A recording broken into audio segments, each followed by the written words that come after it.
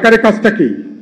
সরকারের কাজটা হচ্ছে দ্রুত ঐক্যমত কমিশন, আমি মনে করি তারা ইচ্ছে করলে 15 দিন, এমনকি এই মে মাসের মধ্যেই বা কোনোভাবে এটা জুন মাসের 15 তারিখের উপরে যাওয়ার কথা না, আলাপ আলোচনা করে বোঝাপড়া করে যেসব ব্যাপারে আমাদের মতৈক্য আছে আলোচনা করব, একটা সনদ স্বাক্ষরিত হবে, যেটা একটা ম্যাগনা কার্টা হিসাবে বাংলাদেশের জন্য যেটা আমরা সামনে আনতে পারি। তারপরে নির্বাচন হবে, পার্লামেন্টের ব্যাপারে সিদ্ধান্ত গ্রহণ করবে। সিদ্ধান্তটা কিভাবে হবে, আইনগুলো কিভাবে হবে, এটা নিয়ে একটা বিতর্ক আছে।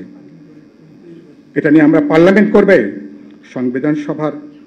আমরা সংবিধান সংস্কার সভা করব, নিশ্চয় মনে করি আলাপ আলোচনা করে এরও একটা বিহিত করার জায়গাটা আছে। তারপরে কি থাকে, নির্বাচন কমিশন তারা প্রস্তুত, তারা বলছেন ডিসেম্বরকে লক্ষ্য নিয়ে তারা নির্বাচনের প্রস্তুতি তারা অব্যাহত রেখেছেন। কিন্তু তারপরে তাহলে এই 9 মাস এখনো পর্যন্ত কেন আমার বিচার এবং সংস্কার নিয়ে কেন আমার মধ্যে দোলাচল কাজ করবে? এখনো পর্যন্ত কেন নির্বাচন নিয়ে মানুষের মধ্যে অস্পষ্টতা কাজ করবে? মানুষ কেন প্রশ্ন করবে এই সরকার কি 5 বছর থাকবে? এই সরকারকে অপ্রয়োজনীয়ভাবে নিজের ক্ষমতাকে তারা কি দীর্ঘায়িত করতে চায়, তারা কি প্রলম্বিত করতে চায়? এই প্রশ্ন আসবে কেন?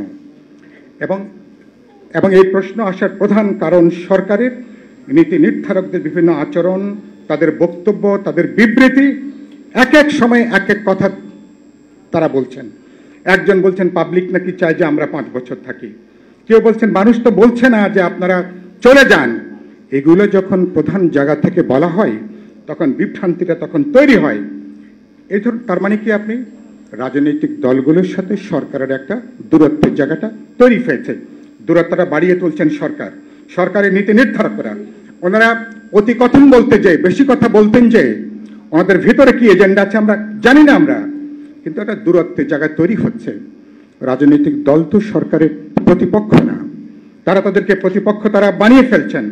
রাজনৈতিক দলকে তারা একটা বিরোধী শিবিরে তারা ঠেলে দিচ্ছেন, অথচ আমাদের এক কাট্টা সমর্থনের জন্য সরকার গঠিত হয়েছেন, তারা সেখানে আছেন। আমরা তো সরকারকে সমর্থন জুগিয়ে যাচ্ছি।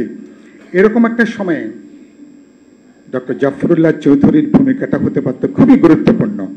সরকারের সাথে রাজনৈতিক দলগুলো গুরুত্বপূর্ণ অংশীজনদের সাথে আলাপ আলোচনার ক্ষেত্রে এরকম একজন জাতীয় অভিভাবকের এখন অত্যন্ত জরুরি ছিল। কি আমি কি ঠিক কথা বলছি? জাফরুল্লাহ চৌধুরীর আরো 5-7 বছর তার বেঁচে থাকাটা দরকার ছিল। সেই মানুষটা ইতিহাসের এই ক্রান্তিকালে একটা গণতান্ত্রিক উত্তরণের পর্যায়ে একটা ঐতিহাসিক ভূমিকাটা তিনি পালন করতে পারতেন। আমি হয়তো নেলসন ম্যান্ডেলার সাথে তাকে তুলনা করব না, কিন্তু প্রায় কাছাকাছি। আমাদের অনৈক্যের মধ্যে কিভাবে ঐক্য, বিভক্তি বিভাজনের মধ্যে কিভাবে একটা সমন্বিত আমরা একটা জায়গায় যেতে পারি, জাফরুল্লাহ চৌধুরী খুব গুরুত্বপূর্ণ ভূমিকা পালন করতে পারতেন।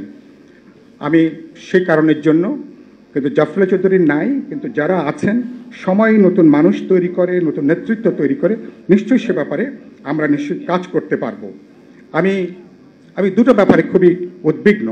একটা উদ্বিগ্ন হচ্ছে, আমি দেখছি কিন্তু সরকারের প্রধান 3টে এজেন্ডার বাইরে যে প্রতিদিন নতুন নতুন প্রশ্ন তারা হাজির করছেন, নতুন নতুন বাক্স সরকার খুলছেন, এমন বাক্স খুলছেন যে বাক্স বন্ধ করার চাবি সম্ভবত সরকারের হাতে নাই।